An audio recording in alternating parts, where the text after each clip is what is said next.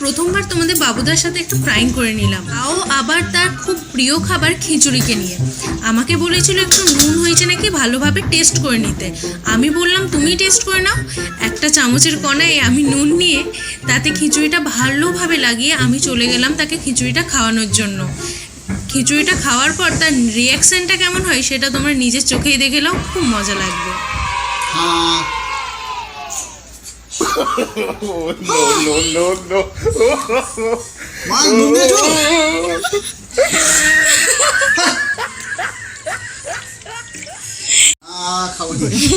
আরে খেয়ে নাও, এইটা ভালোটা, ওইটা বাস একটা এডিটিং গাইস, এডিটিং হচ্ছে এখন।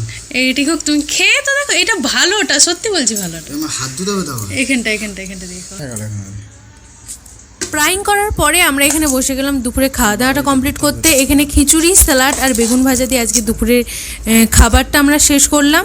তোমরা সকলে ভালো থাকো। ভিডিওটাও আমি আজকে এখানেই শেষ করলাম। ভালো লাগলে লাইক, শেয়ার, সাবস্ক্রাইব অবশ্যই করে দিও।